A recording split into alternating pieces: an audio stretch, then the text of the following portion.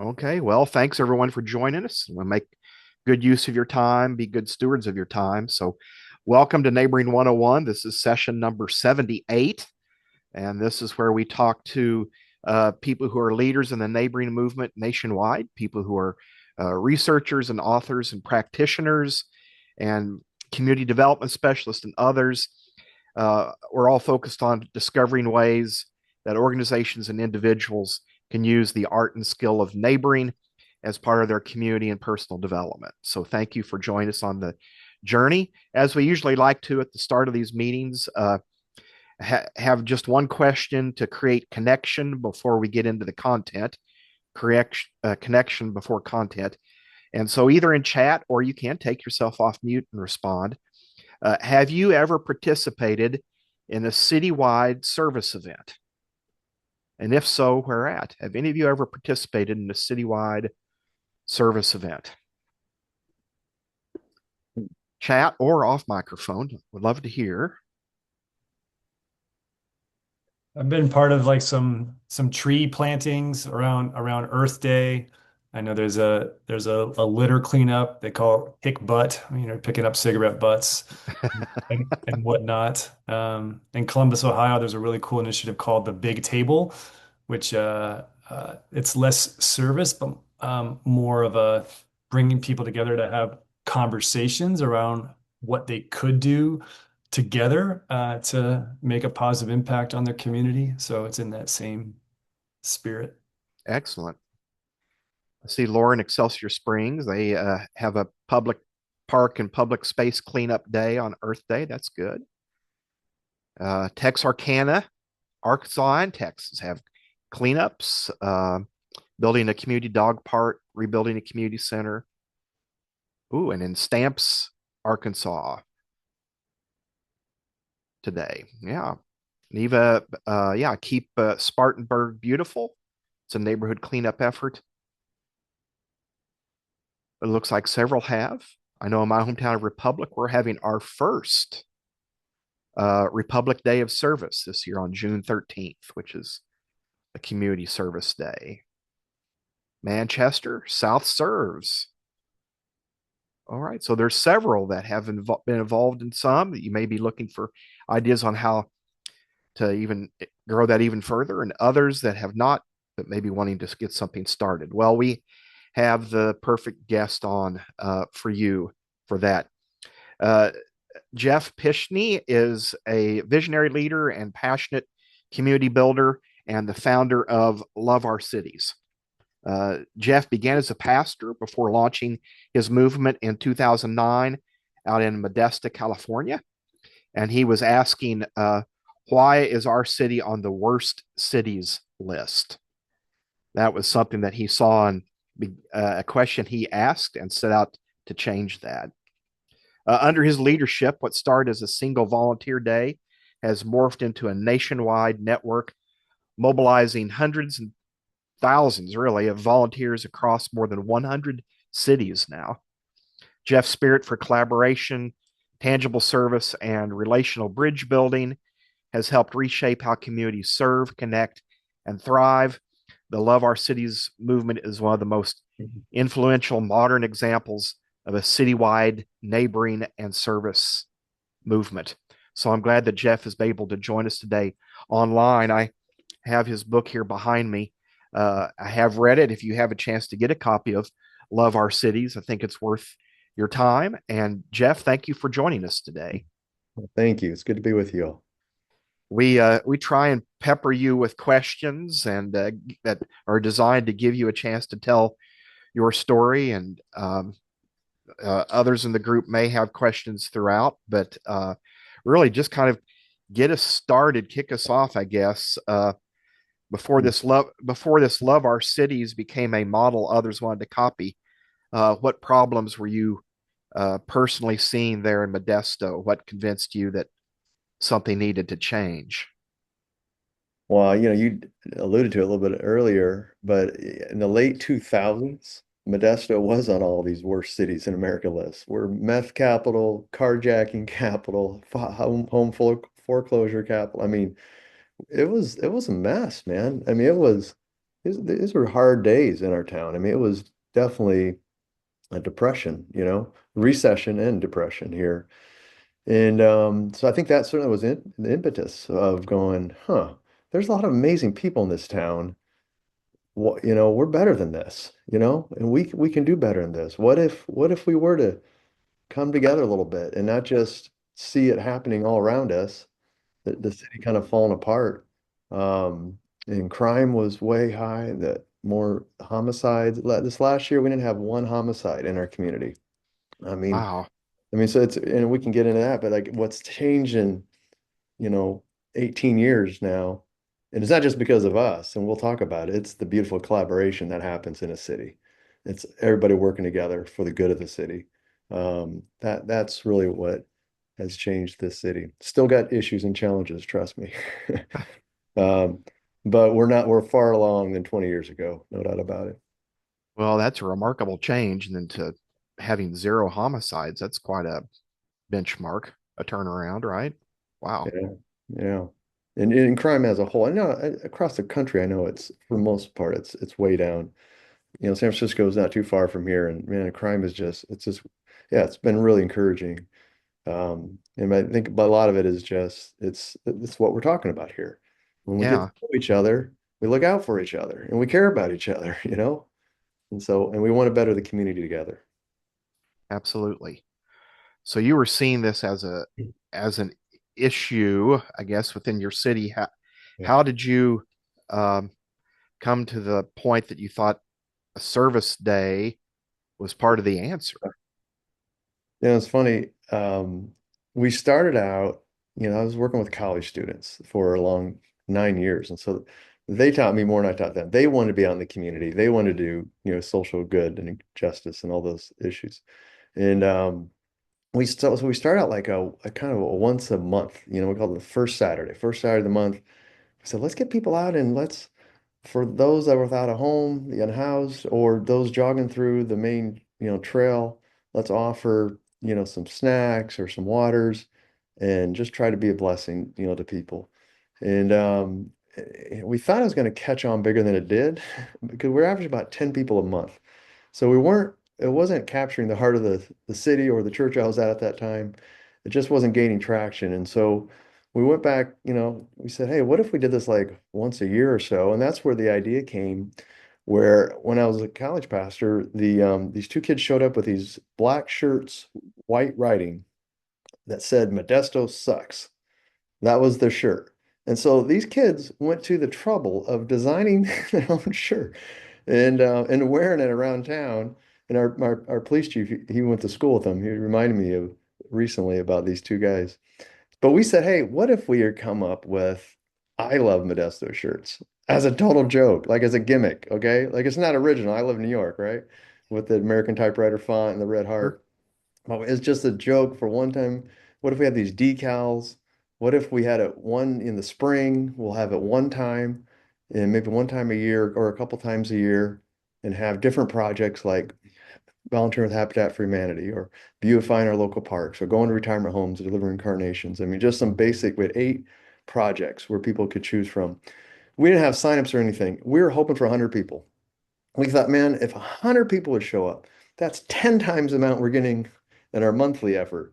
That would be incredible. That day came, over 1,200 people came, and it just blew us away. We had just did not see that coming. But we had an idea, like the thing is kind of it felt right. It felt good. But I didn't think it was gonna be over 1,000 people showing up, and we're scrambling and say, just go find something to do in this community. We all know there's challenges, spend the money and let's love on your neighborhood or wherever you live.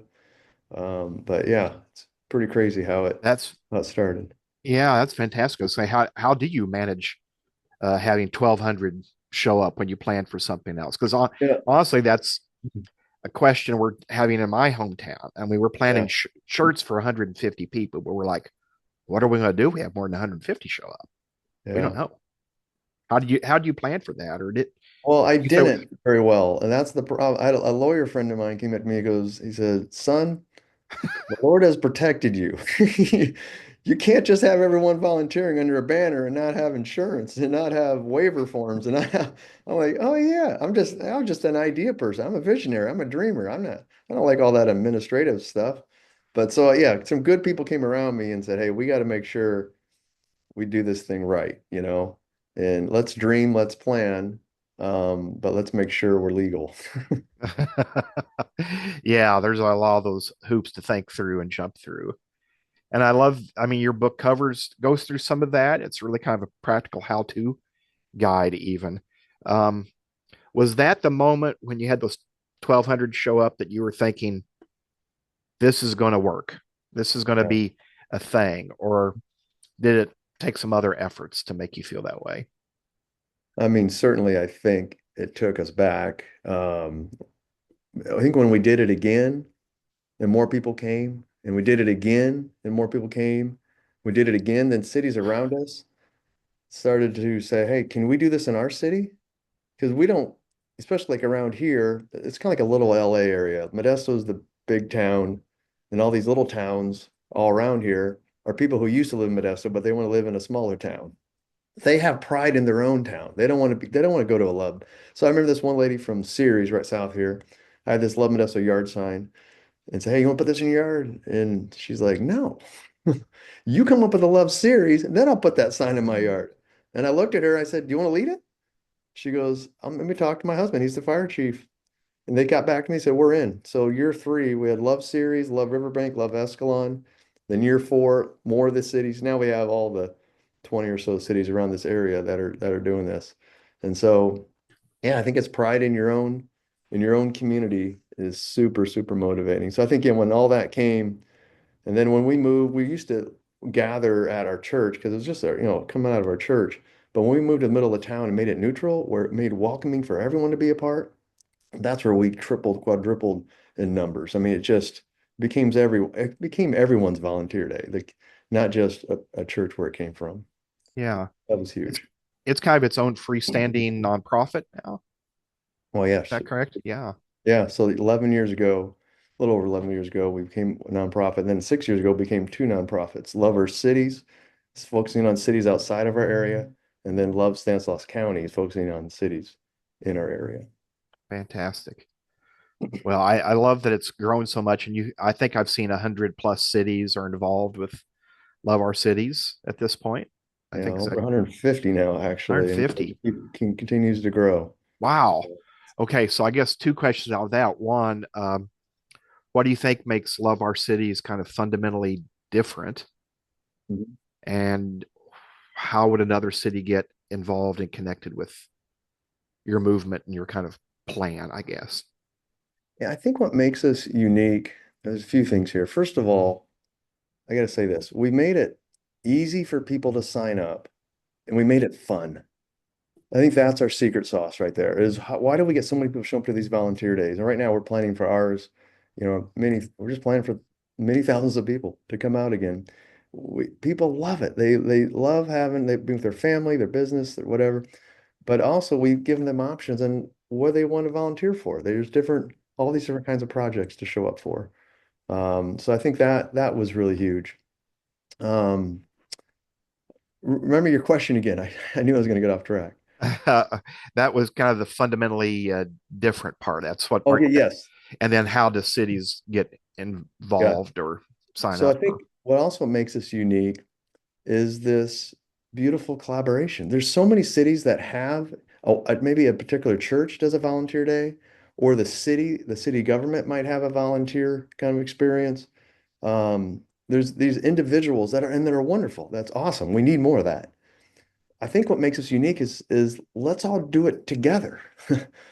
Not just your one little church, but what if all these churches? What if beyond churches? What if other faith groups? What if businesses? And what if the schools and the nonprofit? I mean, what if we together as a community, the diverse community that we are, what if we all were to come together under one banner, a neutral banner, love your city name, And if, man, imagine the difference that would make in just the amount of more people that would be a part and involved when the whole city's involved. So I think that's in these years, I've not seen anything quite like that. I've been and continually told like that's kind of our lane in a way.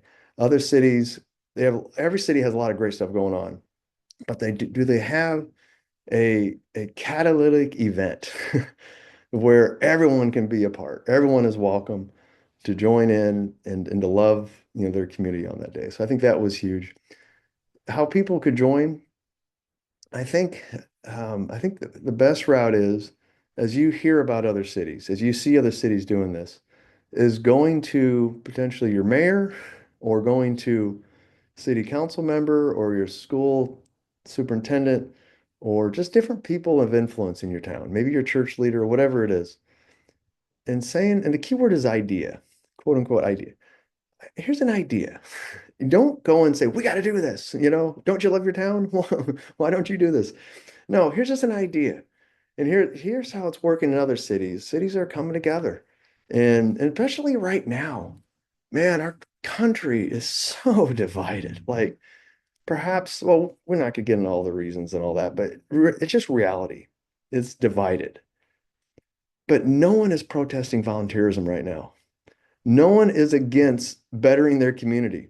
No matter how right or left or wherever you are in between, this is something we can all do together and it can unify us and can bring us together. Like we talked about earlier, is that we're all cheering for the US, for the Olympics. We might cheer for a different college sports team, but you know what? We're all on the same team here. The reality is that we want to see our schools be the best they can be. We want to see our neighborhoods be the best they can be. We want to see our city thrive. We all can get behind that. And so I think presenting this as an idea to different leaders, and then let's see where it goes. And then I think the second step would be organizing an interest, meeting, an interest kind of group, or those maybe the people that are interested in seeing this happen, is having that interest meeting come to fruition. And that's something that we like to be a part. If you'd want us to, we can be a part of that as well, and give some guidance there. But the next step is let's get a date. Let's do it. This isn't rocket science. This is like coming up with projects and promoting it, and people go volunteer. I mean, this isn't that hard. It's really not that hard. I'm not that smart of a guy to pull this thing off here. And it's pretty easy actually. Well, I think, but you've seen, I think you are a smart guy and that how this has manifested itself beyond just an event, right? And I know in your book you said the goal wasn't just service projects, but it changed civic culture. Yeah.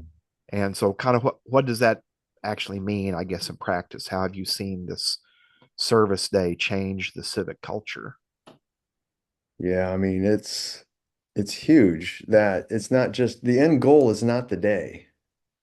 If all we do is volunteer on a day, I'm out. I don't want to do this anymore. Like, what's the point? Is if you clean up an alley and it gets trashed again the next week, there's no point.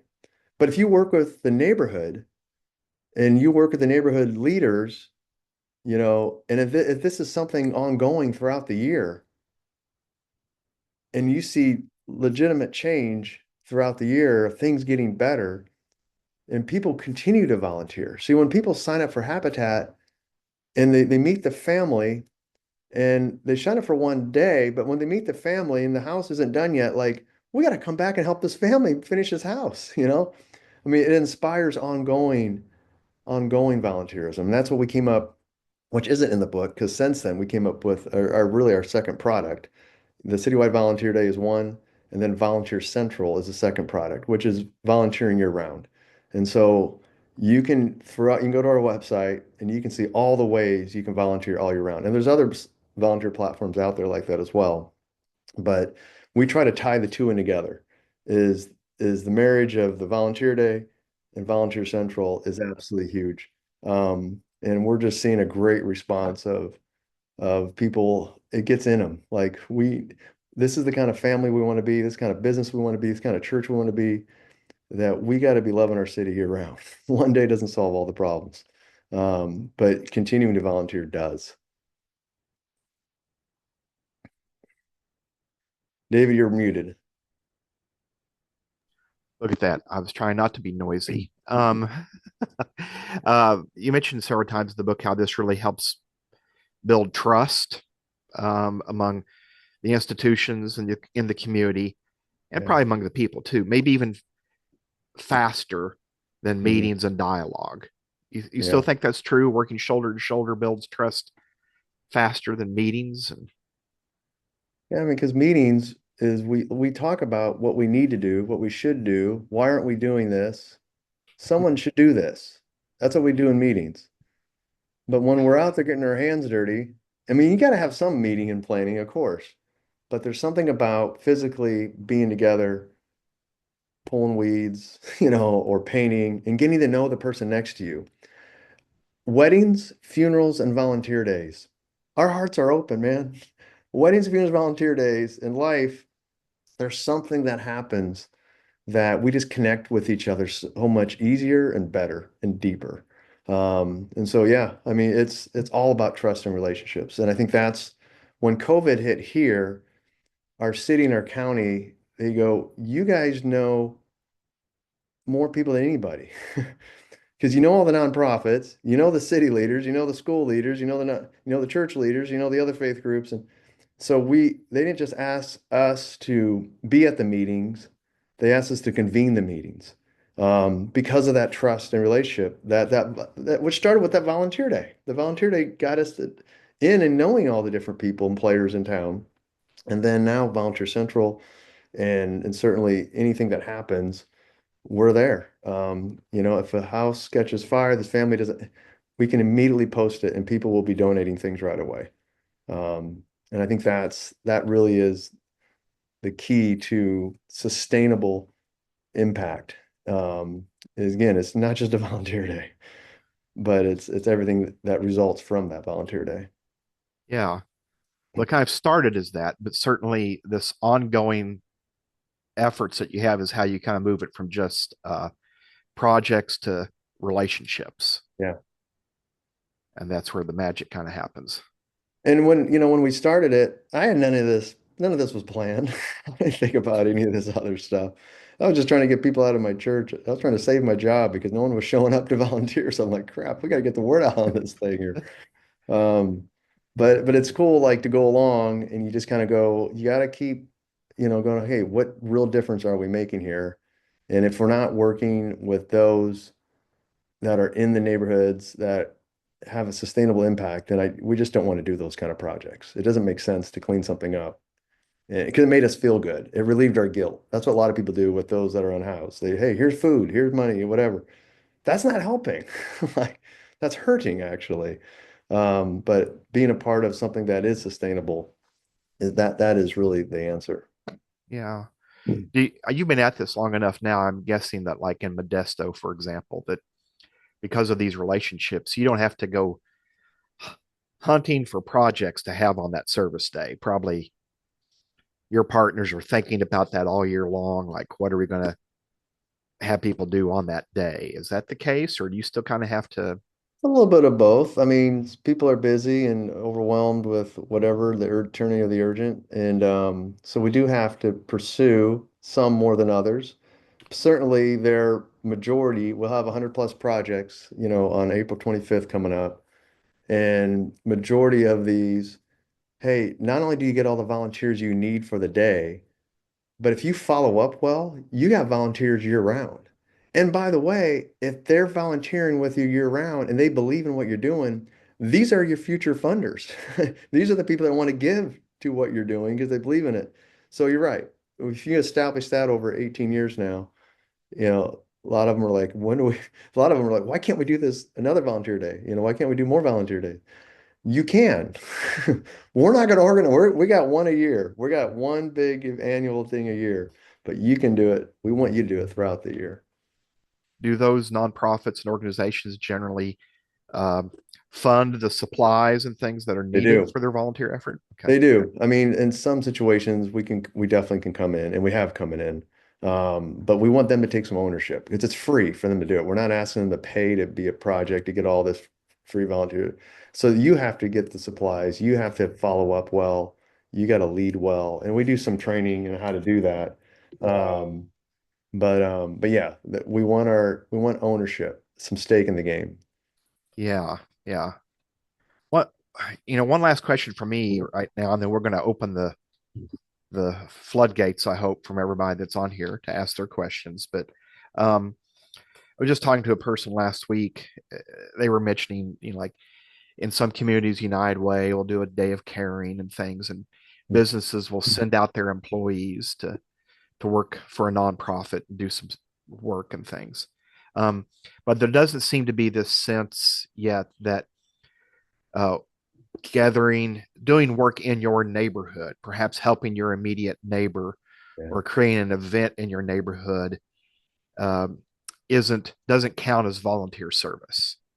Hmm. It seems to be some of that thinking. How do we quantify that? Where do we put that? It's not the same as helping the local nonprofit, but I'm guessing you probably see working in your neighborhood, doing specific things for your neighbors, gathering your neighbors together, Yeah. see value of that, of seeing that as volunteering, talking about that as volunteering or in community service, or do you think it's something else? Do you think talking about it in that way is helpful?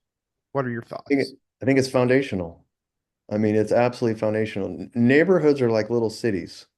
So goes the little city, so goes the big city. So if our little cities are looking after each other, and if we know the names of our neighbors, I mean, that's a question we often ask. We have a Love Our Neighbors program here. And we ask, do you know the 8 people live around you? And we have a block map where you can put in their names and all that. And a lot of people are pretty embarrassed, like that, hey, going to the mailbox, But do you have intentional times of, block parties or, 4th of July or Halloween night is a great opportunity. It's the one night of the year people come to your front yard. Be a front yard neighbor, having lights out there, having a picnic table out front. We have a swing out in front of our yard. Just we have a TED Talk on our website. We have a TED Talk on there where we address this. Like a lot of people, where do I start? I I do want to be part of this community more. Where do I start? Start in your neighborhood. That's your first. I mean, you can show up to a volunteer day, which is great, but really the essence and maybe the biggest impact we're going to make is right where we live. When you know your neighbors, you look out for your neighbors. And all the research, there's tons of, you guys know this, and there's tons of research on what good neighboring does. Our schools are better, our mental health is better. I mean, everything gets better when we are well connected with those who live around us. And bottom line is we're better people for it. If we have an older, person who lives in the neighborhood, I mean, helping them out with groceries or with their yard, you mow my yard, I'm just going to mow the yard next to me. My neighbor next door, her husband died. And so it's just a simple thing. Just my son, just mow both yards. And I think so, yeah, the art of neighboring is something that I think it is being recovered.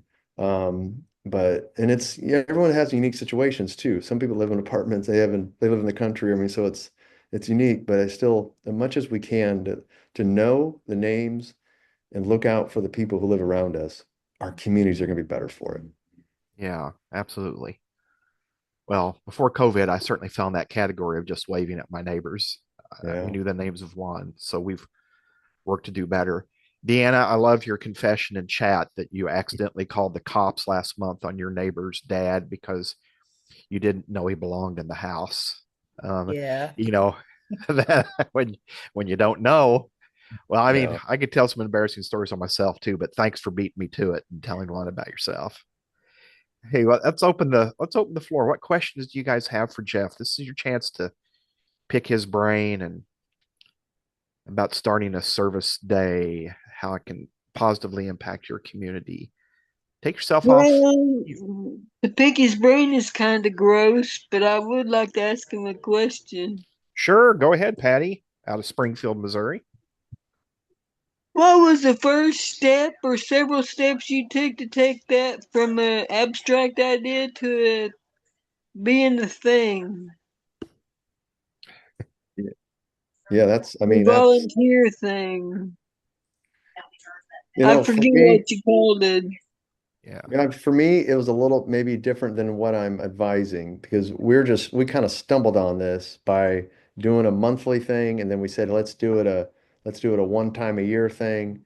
And I would do it differently if I was starting from scratch another city. And like I shared earlier, I would first like bring this up as an idea to different people in my city, different leaders in my city to see if there's buy-in.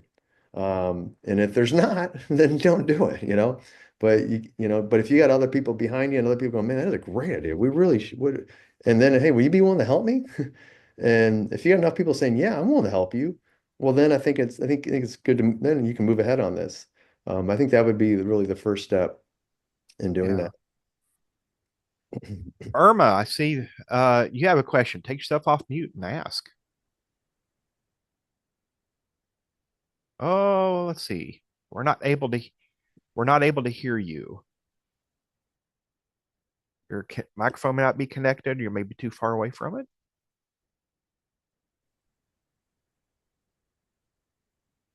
Okay, can you hear me now? There you go. Yeah.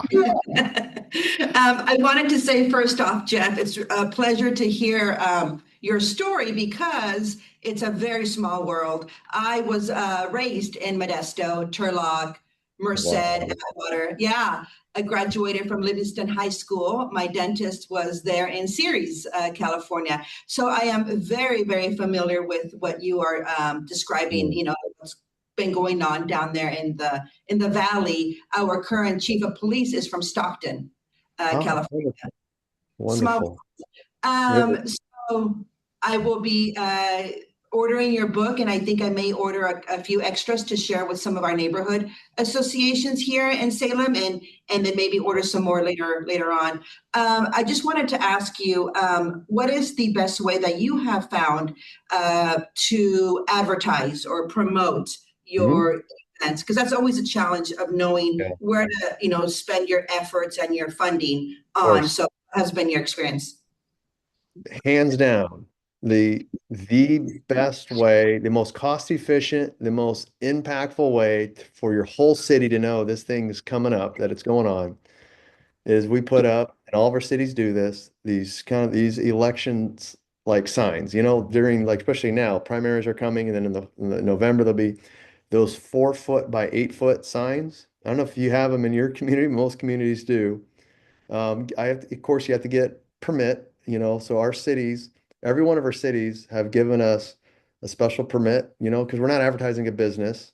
It's a 1 day event. It's unique. But getting the mayor and the city councils, that's the key, and it's the city manager behind it, but it has never been a problem. When we did that year 3 and we moved downtown, I mean, it just exploded. All the TV station back then, TV stations were bigger. The local news, everyone was doing a story. What are these signs around town? They're everywhere. April, and it's simple. The branding is simple. I think if you go to our website, you can kind of see it. But April 25th, in like I think it's impact font. Then right below it, lovemodesto.com. That's it. That was it. So it's perked interest. Like, what is this? Love Modesto, and then having the date so people know, of course, we've done radio stuff. We have some billboards that are donated to us, like on the freeway. Obviously it's emails and social media and all that kind of stuff. We put posters up in all the, many places as we can. But I'm telling you, the 4 by 8 signs when you're driving around town, we live in mainly a driving culture here. Now, if you're in a large city, like in San Francisco, you can't put those signs up everywhere. So you have to think more creatively. But most of our cities, big or small, you put them on busy street corners. Again, with permission of the owners too, by the way. It's a lot of work. You got to get the city's permission and you got to get the owner's permission. And how do you do that? Well, I know a lot of the candidates. We know a lot of the candidates that are going for office. So you ask them, hey, could you ask the owner or could you help us so we can have permission to put this neutral, everyone is welcome, inclusive event, it's loving your town. Who doesn't love your town, and no one's against it. Even like there's no mayor is going to be against love your town. If they are, they probably should be mayor. I mean, they're going to be there, they're going to show up. And so putting signs up, hands down, are the most cost efficient, most impactful way to get the word out. That's a good, Thank you, Jeff. yeah, that's a good lesson to know. And they're about $45, $50 corrugated plastic. And you got to buy stakes and you got to have people to put them up. It's a lot of work. I'm not saying it's not. I got a scar to prove it. Those drivers can slip off and they get your forehead. I don't do it anymore. I got, I got other people that are doing it. But that's a really great question. And I think all of our cities I know are doing it, and it's been super effective that way. Laura in Excelsior Springs, Missouri. This is an amazing idea, Jeff. Thank you so much for sharing it. I'd love to know what some samples of some of the projects. Good question. So my favorite projects are working with nonprofits. Why? Is because there's already leadership built in. There's sustainability built in as well. And also they're cause related. I mean, most are nonprofits, they're really specific about a different issue that is really important. Um, so I think nonprofits are great. Schools are great as well, working with principals. And often it's not always a principal, but the principal has an appointed person, but people love their local school.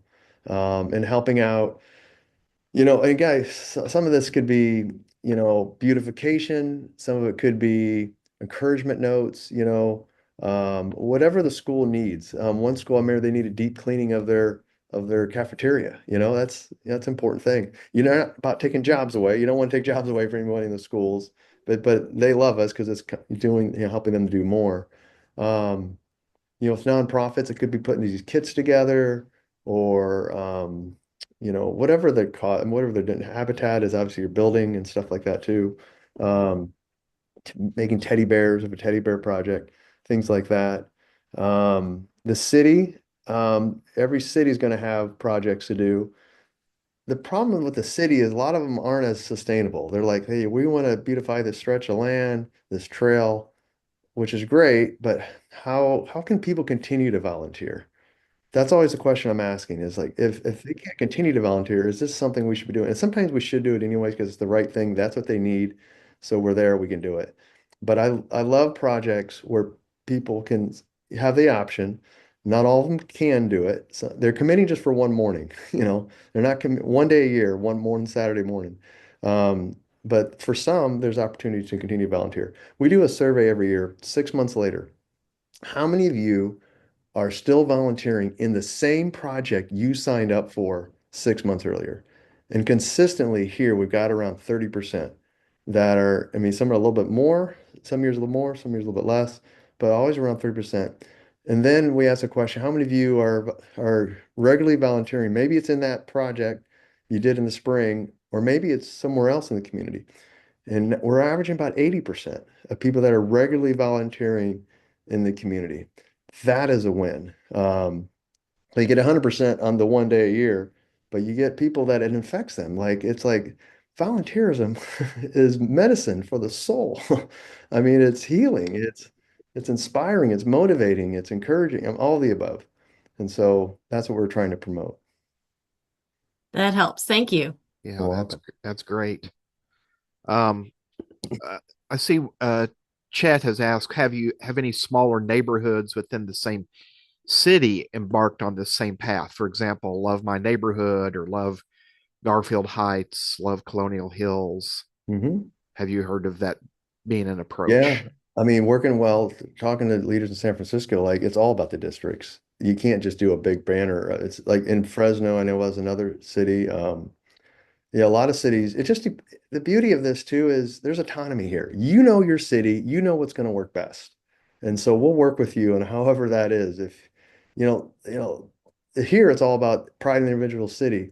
The Central Coast, in Monterey, Salinas, that whole area, they didn't want to be Pacific towns. They wanted to be Central Coast. They have an ownership of, so we have Love Central Coast, Tuolumne County. They want to be Tuolumne. They didn't want to be Sonora or Jamestown or whatever. No, I'm like, hey, if that's what works for you, we'll work with you and all that. Most cities, especially in LA, whatever, they want to have pride in their own town, Placentia and Fullerton and Long Beach, and they don't want to be LA, you know. But yeah, so if you have districts, this model works, no matter how we do it. Do you see Evelyn's asking, how do you choose the projects? Do you do a survey of needs or meet with city officials to find out needs? Is there So we a have method to people, that? if you go, you can try it now if you want, go to lovemodesto.com/suggest. And you'll be able to say, I'm suggesting a product. We're not saying submit because we have to look at it. We got to make sure there's sustainability involved. We got to make sure if it's on city property, we got to get the city involved. Some people say, I want to plant flowers at a park. Well, that's great, but they got to get water. And so the city, we really work with the city on a lot of these projects too. But yeah, if you go to, you can suggest a project. All of our cities have this. And then, we get back to you. Sometimes we pursue, different, if it's a new nonprofit in town or yeah, everything's change every year. There's things that change in a city. So you just have to be on it and be willing to pursue. That's wonderful. Any other questions? Or I know several that have logged on today are very, specifically interested in this idea and bringing it to their communities. I've heard several mention that. So really do recommend that book. I shared the website earlier and can share it again. Love Our Cities. You can get the book through that website as well. I know, Jeff, you kind of made it sound like it was an accident that you wandered into this by starting with the small efforts and it grew, but actually I think you did it exactly the right way. Hmm. There's something called the idea friendly movement, uh, and that's the whole premise of that is starting small and Yeah. building energy in these small efforts and growing it as more people want to get involved. That way you don't have these monstrous failures if you plan something and no one shows up, or you plan something and you don't have enough volunteers and support for it. Yeah, that's You good. grow it. So I think you did it exactly the right way. Yeah, I mean, looking back, I agree. I didn't plan it that way though. You you just take things as it comes but I like, yeah, the slow growth. We do have a slow growth kind of model. We're not, and we haven't marketed this at all. Like we literally have not called any cities. Like we don't have time to be honest with you. And we are kind of dreaming about could we help 1,000 cities around the world? What would that look like? Yeah. I mean, we do have a Love Hanoi in Vietnam. What if there's other cities in Vietnam? What if there's the word love is the greatest word there is. And it works no matter whatever language it is and whatever culture it is. And so as I meet with different people around the world, they're like, this would work. Now they might not have the same kind of Western looking marketing or whatever. But the idea of love and a city name paired together and not just a nice slogan, but doing something about it and having practical ways for people to get involved and volunteer and help others in the community. Doesn't matter where that is in the world. That works. Yeah. Well, you started in on answering what was going to be my last question, and that was Oh. where's the Love Our Cities idea headed over the next decade? What do you see as being the future for Love Our Cities? I mean, again, I still see this slow growth. And we had and our board was a couple years ago, we were wrestling with, hey, should we just like go big? And like, I don't want to. I love helping one city at a time. And every week we got 2 or 3 cities that contact us, say, hey, can you help us? Um, I don't want to have 100 cities tomorrow because that we're not prepared for that. Like even my tech team and my people that work with me, we want to really take care of the cities that get on board. We want to hold their hand. We want to make sure everything, I mean, that we promise that we're following through on. And so the slow growth model, and I think like you alluded to earlier, there's something wise about just, being patient and just seeing this thing slowly grow so that we don't get big and then all of a sudden we crash and burn because we got too big too soon. How often have we seen that with businesses? So Yes. I think that's where this is going. I don't know. I know I'm in this for the long haul. I love this. I mean, there's something about bringing people together, unifying people. I mean, my faith motivates me in that way that I just want to see people get along and work together for the common good. And I think there's so much more we agree on than we don't. And when you're volunteering together, when you're doing common good things together, I think you see that and that's the best of us when we're working that way. So yeah. Yes, absolutely. Well, I had said in my review of the book that I thought the heart of the book is this sort of deceptively simple shift that organizations stop asking, how do we expand what we do? And they start asking, what does our city actually need? And they Yeah. start thinking about that together, and some wonderful things, some wonderful outcomes that you're able to document and point to. I think it's a challenge for all of us in taking this type of approach. Oh, that's good. Well, thank you.